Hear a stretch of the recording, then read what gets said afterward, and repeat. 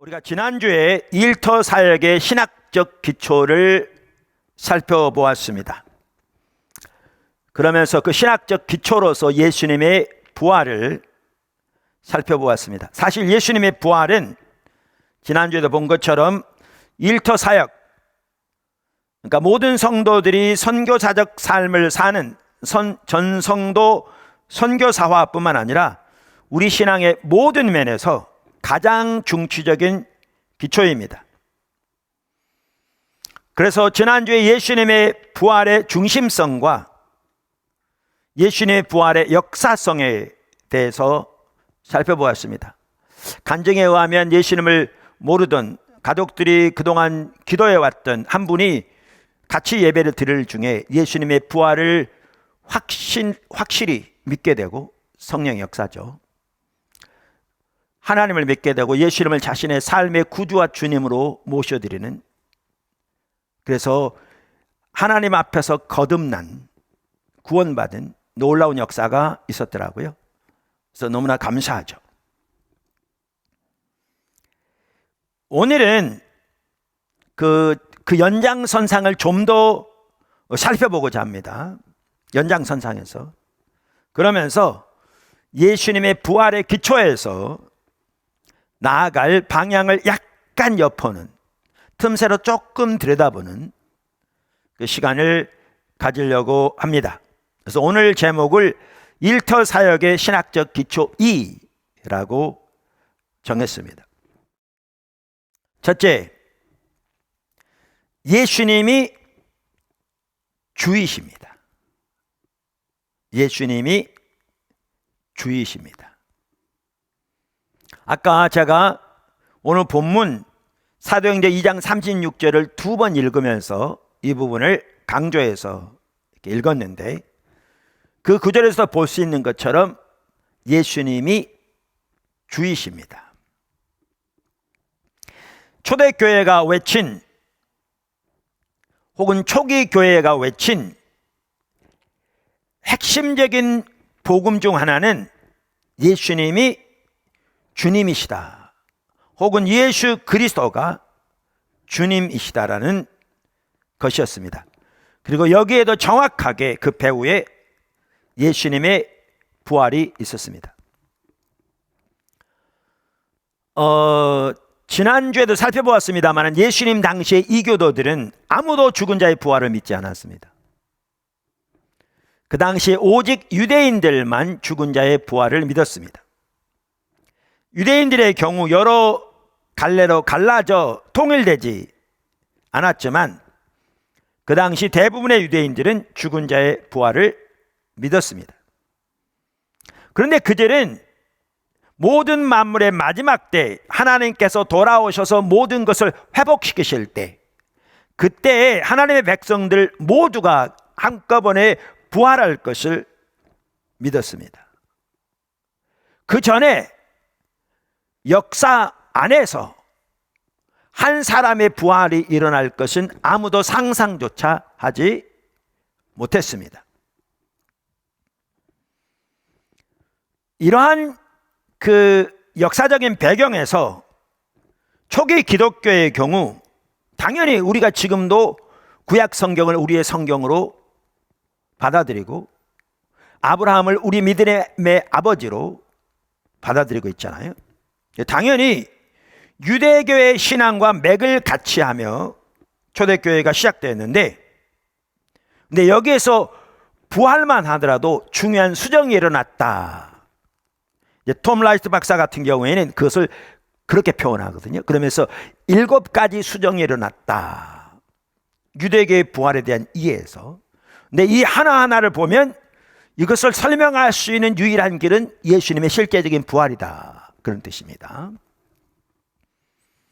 그러면서 그 수정 중에 하나가 뭐냐면 부활이 메시아주의와 연결되었다는 것이다 라는 것입니다.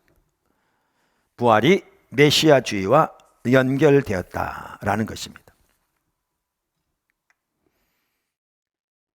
금방도 말씀드렸습니다마는, 또 지난주에도 말씀드렸습니다마는, 유대교에서는 그 누구도 메시아가 죽을 것을 예상하지 못했습니다. 자연스럽게 그렇기 때문에 그 누구도 메시아가 죽은 자 가운데서 부활할 것이라고는 생각하지 않았습니다. 지난주에도 살펴보았듯이 그 당시 메시아의 사상에 대해서 조금이라도 아는 유대인이라면 예수님이 십자가 위에서 처형을 당한 이후에 그분이 그 나사렛 예수가 참으로 하나님의 기름 부음 받은 메시아다 이렇게 말하는 것은 유대인들로서는 상상할 수 없는 일이었습니다.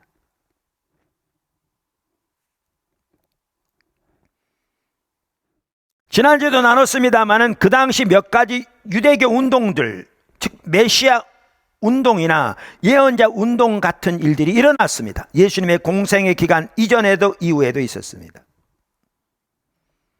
그러한 운동들의 모든 핵심적인 인물들은 처참한 죽임을 당했습니다. 그러면 그들을 따르던 사람들은 투쟁을 멈추거나 새로운 메시아를 찾아야 했습니다. 그들 중 아무도 그 어느 누구도 그들의 메시아가 부활했다고 주장하지 않았습니다. 주장하지 않았을 뿐만 아니라 그러한 이해는 그들이 상상할 수도 없는 일이었습니다. 그리고 설령 그들이 주장했더라도 그 주변의 모든 사람들은 그러한 그들의 주장을 전혀 받아들이지 않을 뿐만 아니라 온갖 비웃음과 조롱을 퍼부었을 겁니다. 왜냐하면 그 당시의 이해에서 그것은 전혀 가능하지도 상상할 수도 없는 일이었습니다. 지금 쭉 배경을 말씀드린 대로. 그런데 초기 기독교는 처음부터, 맨 처음부터 십자가에 못 박힌 예수님이 그리스도, 즉 메시아라고 외치기 시작했습니다.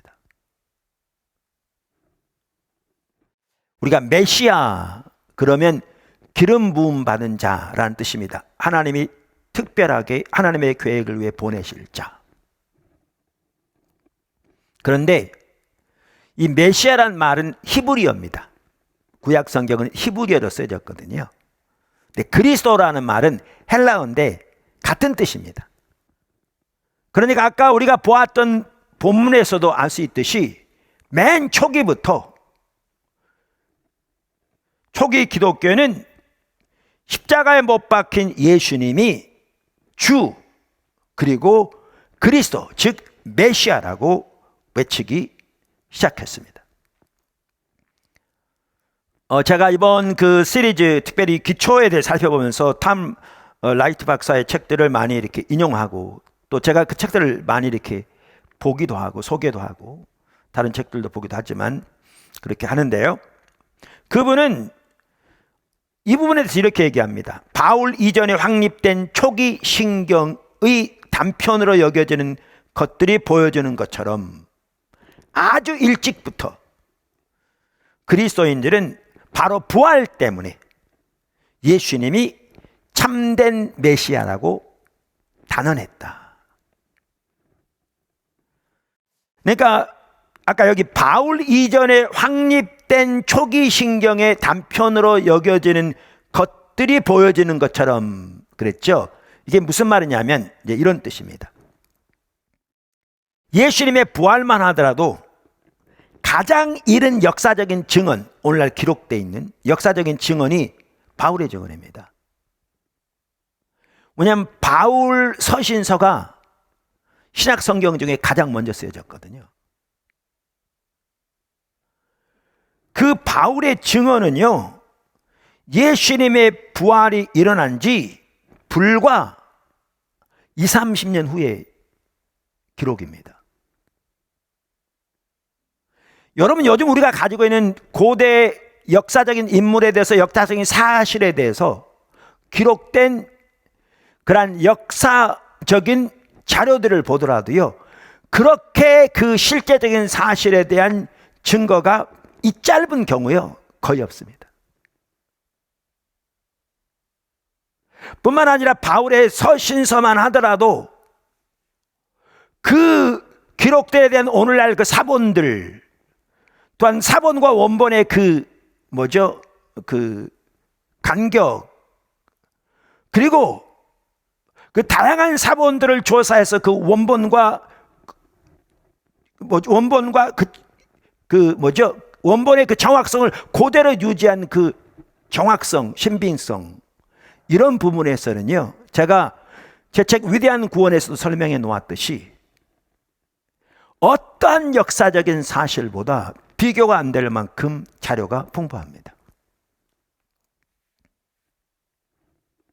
자, 그런데 이 바울 서신서만 하더라도 이렇게 예수님의 부활 이후에 예수님의 부활에 대한 역사적인 기록으로 매우 이른 건데, 그보다 더 이른 증거들이 있습니다. 이게 바울 이전에 확립된 초기 신경들이라고 표현한 톰 라이트 박사가 그러한 것들이죠. 한 예를 들면 빌립보서 2장 6절부터입니다. 한 예를 들면 여러분 잘 아는 구절입니다. 제가 한번 읽어보겠습니다. 빌립보서 2장 6절부터 11절까지.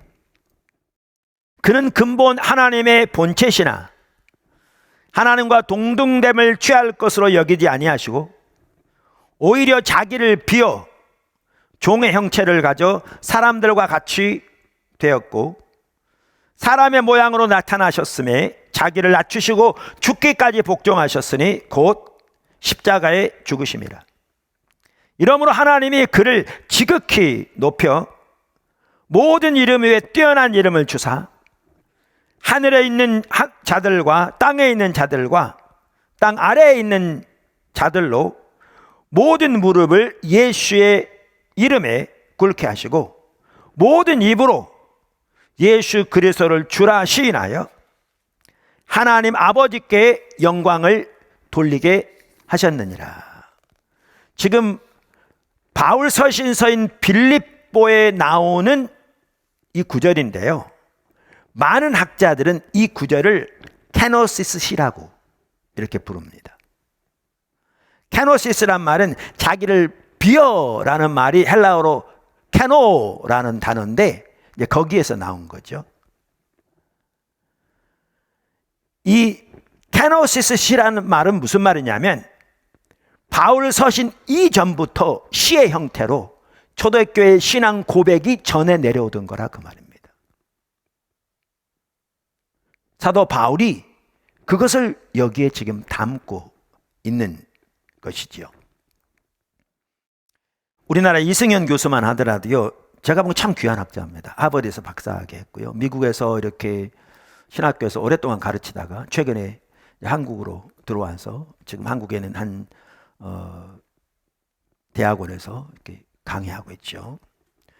그분이 최근에 책을 쓴 책 중에 하나가 바울의 아담 기독론과 새 관점이라는 책입니다. 그 책을 보니까 그분이 하버드에서 박사학위 할 때부터 이 부분에 대해서 계속 연구해 왔더라고요. 그래서 이번에 그걸 책으로 냈는데, 그 책에도 보면 그분도 이렇게 얘기합니다. 케노시스 시는 아까 그 구절, 신약 성경 가운데서도 초대교회 기독론적 이해를, 그러니까 예수님에 관한 이해를 담고 있는 가장 오래된 이해를 담고 있는 시를 중 하나다.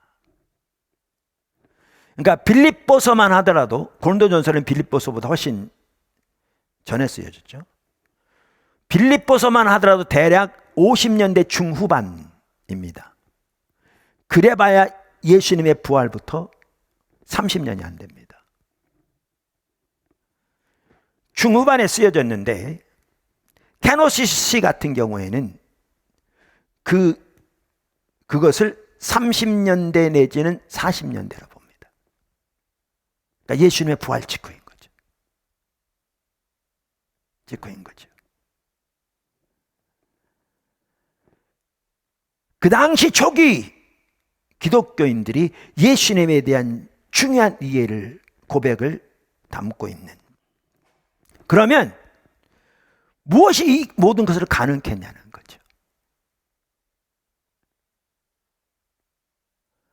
그 당시에 신앙적인 이해, 사회적인 이해, 그 당시의 배경, 그 당시 사람들의 일반적인 이해, 이교도들이 가지고 있는 관점, 유대인들이 가지고 있는 관점, 그 무엇을 보더라도 부활하신 예수님이 메시아이다 라고 말하는 것은 그들로서는 상상할 수 없었는데, 무엇이 이 모든 것들을 가능하게 했느냐는 거죠. 이것을 설명할 수 있는 유일한 길이 예수님의 실제적인 부활입니다. 지난주에 나눴던 부분에 쭉 연결해서, 이와 같이 초대교회는 예수님이 주시다, 예수님이 그리스도다 초기부터 강력하게 선포했는데 그 배후에는 예수님의 부활이 있었습니다. 그래서 또 귀한 학자입니다. 마틴 행엘, 튜빙겐 교수였죠. 그분만 하더라도 기독교 기원에 대해서 말하면서 제 책 십자가 복음에 인용해 놓았습니다마는, 초대교회는 자신들이 선포하는 복음의 메시지를 간략하고 효과적으로 정리해서 선포했는데 어디에서 그 출처를 갖게 되었는가? 그러면서 세 가지를 제시합니다. 하나는 현재 자신들이 경험하고 있는 부활하신 주님, 핵심인 거죠. 두 번째는 예수님 자신이 메시아이심에 대해서 가르치셨던 말씀들에 대한 기억. 세 번째는 유대인들이 누구나 기억하고 외우고 있던 메시아에 관한 시편들. 이 모든 것들을 가능하게 했던 것이 예수님의 부활입니다. 자, 우리 여기서 좀 더 살펴보겠습니다. 제가 아까 설교를 시작하면서 뭐라고 말씀드렸느냐 하면, 지난주에 이어서 일터신학의 기초를, 예수님의 부활의 기초인 걸 살펴보되 좀 더 그것이 의미하는 바, 일터사역과 관련해서 그것을 이렇게 문구멍을 통해 들여다본 것처럼 조금 들여다보면 좋겠다, 이렇게 말씀드렸잖아요. 자, 그럼 작은 첫 번째, 두 번째는 없습니다. 작은 첫 번째입니다. 예수님이 주라는, 주님이라는 말의 의미. 예수님이 주라는 말의 의미. 지난주에도 이 부분을 제가 언급했습니다. 예수님이 주시다 그럴 때 주라는 단어, 헬라어로 퀴리오스라는 단어입니다. 여기에는 세 가지 의미가 내포되어 있습니다. 아주 중요합니다. 이게 초대교회의 선포입니다. 이게 복음의 메시지 핵심입니다. 이게 우리가 전해야 할, 우리가 살아야 할 복음의 메시지의 복된 소식의 한 핵심입니다. 한 핵심입니다. 그럼 우리가 예수님이 주시다, 오늘도 그렇게 찬양했습니다. 그렇게 말할 때 거기에는 세 가지 의미가 포함되어 있습니다. 첫째는 예수님이 주인이시다, 그런 뜻입니다. 예수님이 우리의 주인이시다. 우리 삶의 모든 영역의 주인이시다. 우리는 그분의 종이다. 그런데 조금 더 살펴보겠지만요, 예수님이 주인이시다, 이 말은 이것을 훨씬 초월합니다. 우리의 주인이시다는 말보다 훨씬 초월합니다. 훨씬 초월합니다. 자, 두 번째, 이 용어는 그 당시 시저가 자신에 대해서, 그리고 사람들이 시저에 대해서 사용했던 단어입니다. 그러니까 이 말의 의미는 온 세상의 적법한 주인이 시저다, 그런 뜻입니다. 그런데 기독교인들은 시저가 아니고 예수님이 주시다라고 외치기 시작한 겁니다. 지난번 나눈 것처럼 심지어 로마에까지 가서 사도 바울은 예수님이 주라는 것을 선포했습니다. 엄청난 일이었습니다. 여러분, 복음, 요한겔리온이라고 헬라어로 그러는데요, 이 복음이란 단어는요, 그 당시 헬라 세계, 그 당시 로마 세계에서는 황제의 즉위나 생일 등 황제의 소식을 알리는 것을 말했습니다. 그래서 복음이란 단어 자체가 황제 소식을 전하는 걸 말했습니다. 그 당시 세계에서, 그 당시 로마 세계에서. 그래서 그 단어의 의미가 일반 사람들이 알 때 그런 의미였습니다.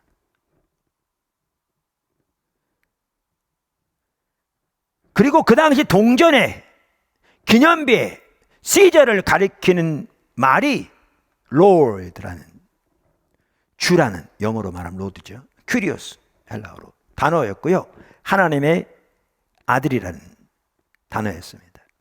그런데 사도 바울은 이 시저에게 적용되었던 그 단어를 가져다가 예수님에게 적용한 겁니다. 예수가 주라는 겁니다. 아까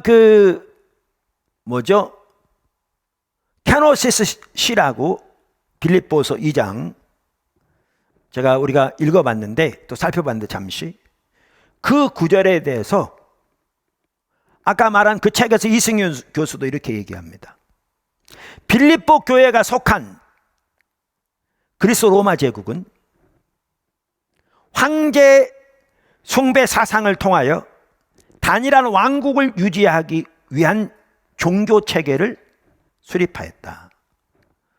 로마의 황제 카이사르는 우주의 주인인 제우스의 아들로 간주되었고, 따라서 그는 신적인 능력과 자질을 소유한 세상의 주, 퀴리오스, 주로 선포되었으며, 그가 전쟁을 끝내고 평화를 가져왔다는 소식은 그리스 로마 제국에서는, 제국에 속한 모든 이들에게 참 복음으로 제시되었다. 이게 그 당시 이해하는 복음이라는 단어의 의미였습니다.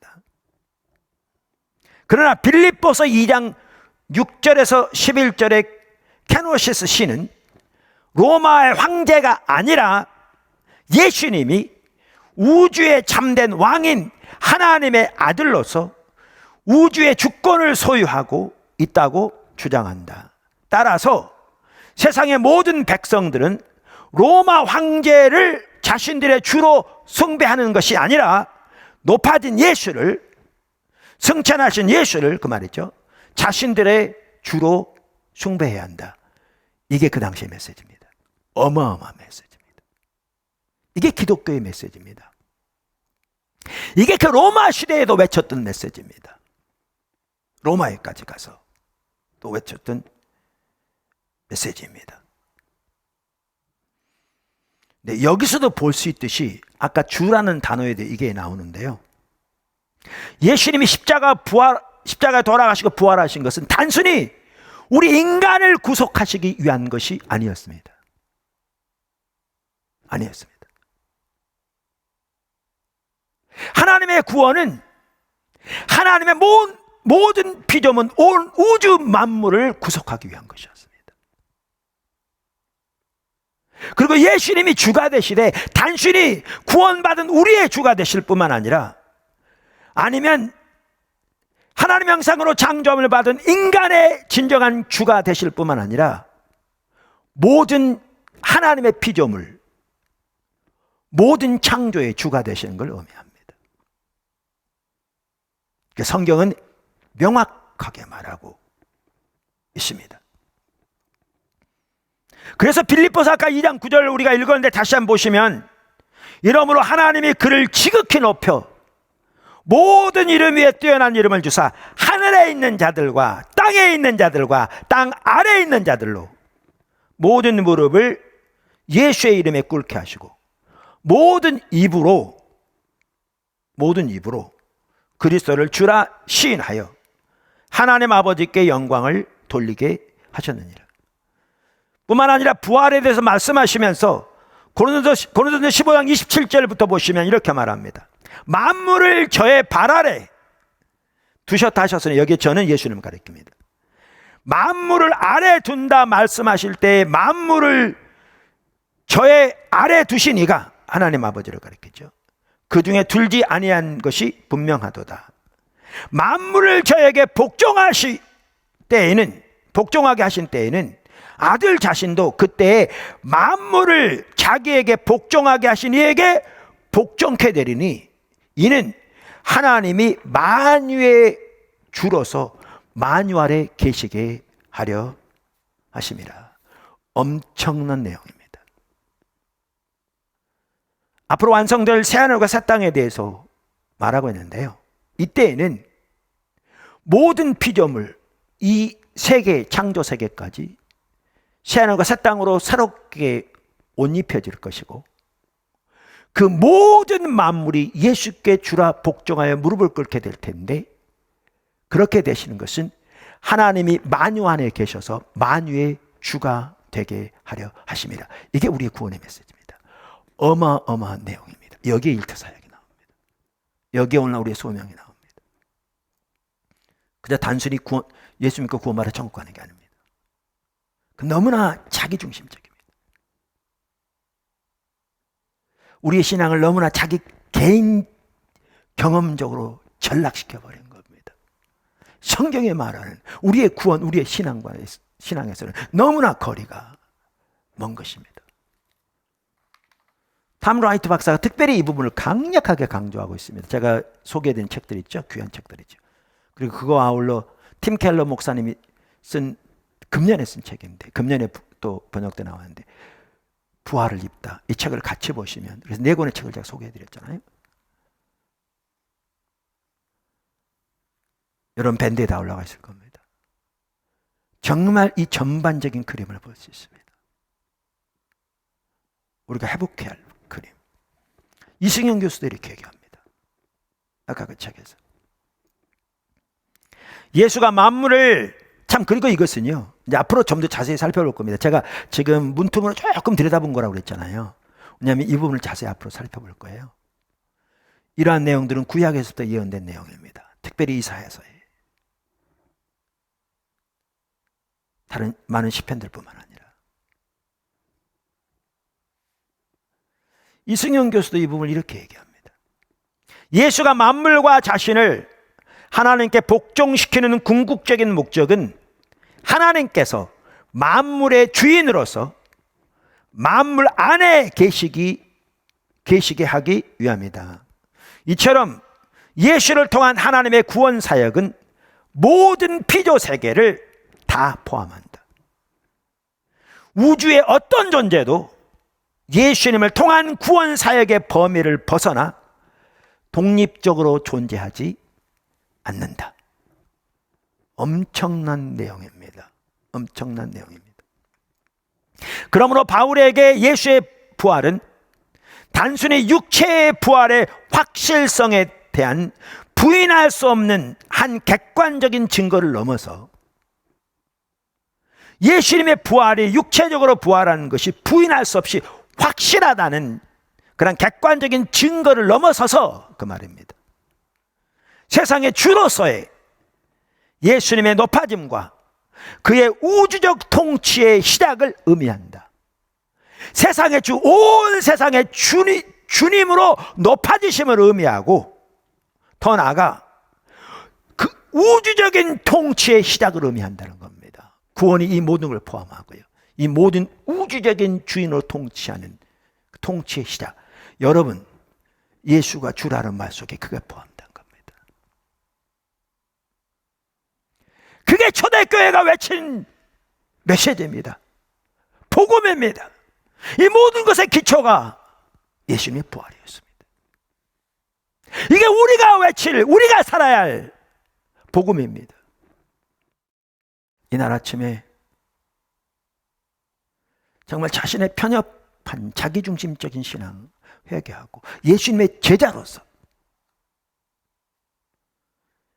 이 엄청난 하나님의 구원의 역사를 위해 부름을 받은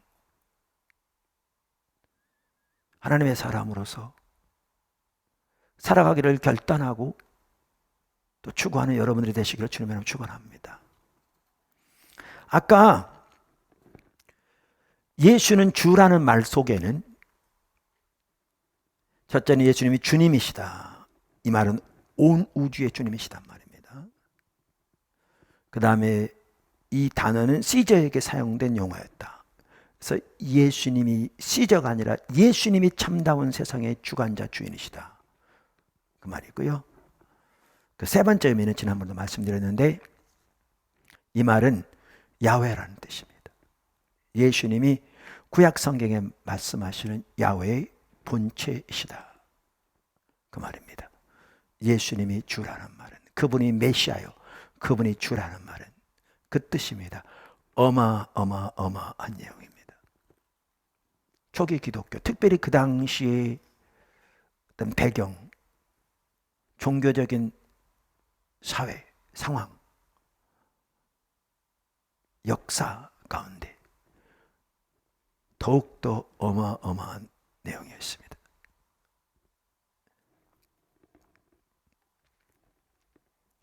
구약에서 하나님을 지칭하는 용어가 야훼라는 용어입니다. 말씀드린 대로 그 말을 헬라어로 번역할 때 퀴리오스라는 단어로 번역했습니다. 그런데 예수님이 주라는 말은 바로 예수님이 그 퀴리오스라는 말입니다. 그 단어입니다. 예수님이 야훼 그분이시다. 그분의 본체시라는 말입니다.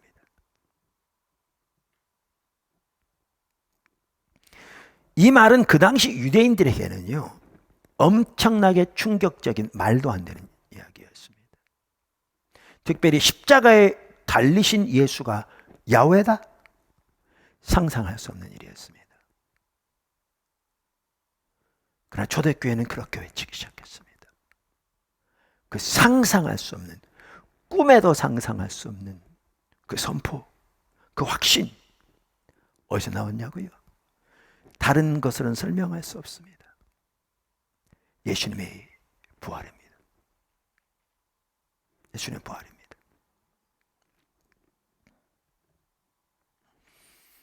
여러분, 아까 우리가 복음 그랬잖아요. 복된 소식, 복음, 좋은 소식. 이 복음이란 유앙겔리온이라는 헬라어 단어는 그 당시 로마 사람들에게는 황제의 좋은 소식이었다니까요. 그 단어 자체가. 그런데 유대교, 특별히 구약 성경을 토대로 한 유대교 상황에서는 이 복음에 대한 구약 성경의 배경이 나옵니다.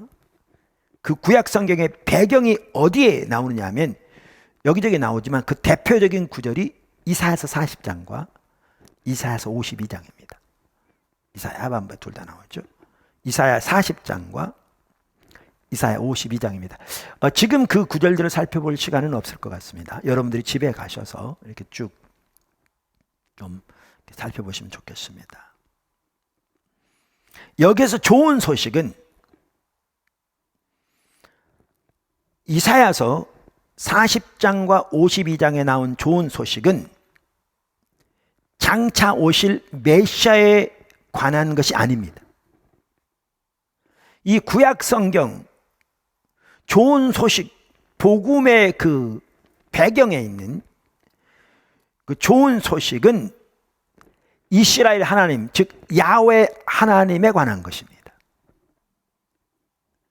그래서 그 당시 이스라엘 백성들이 야훼로 알았던 그 하나님, 아브라함과 이삭과 야곱의 하나님, 온 세상의 창조주이신 그 하나님에 관한 내용입니다. 그 구절들은 보면.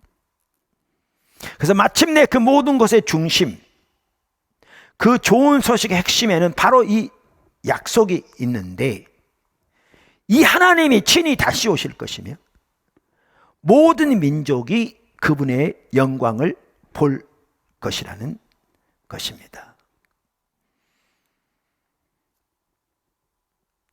이 좋은 소식은 단순히 인간 황제에 관한 것이 아니고 진정한 왕이신 곧 모든 창조 세계의 주인이신 하나님의 귀환에 관한 구절입니다. 여러분 아까 빌립보서 읽었죠? 2장 9절에서 11절. 거기 보면 하나님이 예수님을 지극히 높여 모든 이름에 뛰어나게 하시고 또 하늘에 있는 자들과 땅에 있는 자들과 땅 아래에 있는 자들로 모든 무릎을 예수의 이름에 꿇게 하시고 모든 입으로 예수를 주이라 시인하게 하신다고 그랬잖아요 아까. 그런데 이 배후에 구약의 그 약속이 있는 거 아세요? 지금 구약 성경을 이 배후에 구약 성경이 있는 거 아십니까? 그 구약 성경이 어디 있냐면 이사야서 45장 23절에 있습니다. 여러분 이사야 45장 23절을 보십시오. 내가 나를 두고 맹세하기를 나의 입에서 의로운 말이 나갔은즉 돌아오지 아니하나니 보십시오. 내게 모든 무릎이 꿇겠고 모든 혀가 맹약하리라. 지금 그런데 이 이사야서 45장 23절 아까 빌립보서 2장 9절 11절의 배후에 있는 이 이사야서 45장 23절에 나는 누구를 가리키느냐 하면 야훼 하나님을 가리킵니다. 천지의 창조주 야훼 하나님을 가리킵니다. 그런데 초대교회는 이 야훼 하나님에 관한 구절을 예수님에게 적용하기 시작했습니다. 이건 상상할 수 없는 일입니다. 어마어마한 일입니다.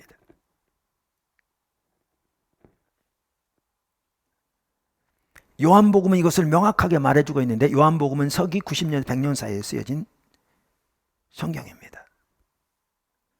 그래서 이승현 박사도 얘기합니다. 이 부분에 대해서.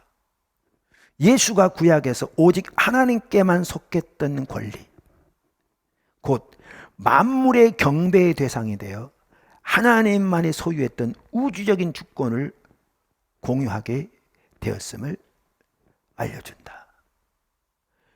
예수는 주라는 말 속에 이 어마어마한 내용이 들어있습니다.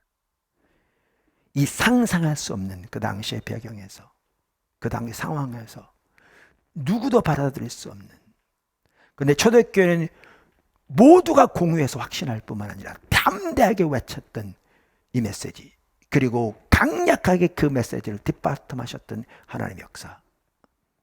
그러면서 지난주 살펴본 것처럼 그토록 놀랍게 교회가 확산되진 그 당시 전 세계로 이 모든 것을 역사적으로 설명할 수 있는 단 한 가지 방법은 예수님이 부활하셨다는 겁니다. 다르게 설명할 수 없습니다. 그리고 여기에서 우리가 중요한 게 예수님이 주이시되 우리의 주일 뿐만 아니라 모든 인류의 주일 뿐만 아니라 모든 피조물 만물의 주인이십니다. 그리고 모든 피조물을 새롭게 하실 것이고 앞으로 살펴보겠지만 그 모든 피조물이 주님께 복종하게 될 것입니다. 그 일이 이미 시작됐습니다. 여기에 우리가 하나님 나라 백성으로서 이 하나님 나라의 또 일꾼으로서 청지기로 살아가는 데 있어서 여기에 우리의 사역이 나옵니다. 문화, 교육, 정치, 예술. 단순히 우리의 영성뿐만 아니라 이 각 분야에서 만물을 새롭게 하신 하나님의 역사에 동참하도록 우리는 부름을 받았습니다. 이게 성도들의 소명입니다. 여기에 전교인, 전성도, 선교사와의 가치가, 소명이, 부르심이 들어있습니다. 그리고 그 모든 것의 토대는 바로 예수님이 부활하신 것입니다. 엄청난 내용입니다. 가슴 벅차지 않습니까? 예수는 주라고 말할 때 그 배후에 하나님께서 예수님의 십자가 부활을 통해 이루신 그 엄청난 일이 배후에 있을 뿐만 아니라 우리가 예수는 주라고 고백하고 선포할 때 그 안에 이 어마어마한 내용이 들어있습니다. 이것이 우리가 믿어 구원 얻은, 예수를 믿어 구원 얻은 복음이요, 이것이 우리가 전하고 살아야 할 복음입니다. 거기에 여러분 모두가, 우리 모두가 서게 되기를 주님의 축원합니다.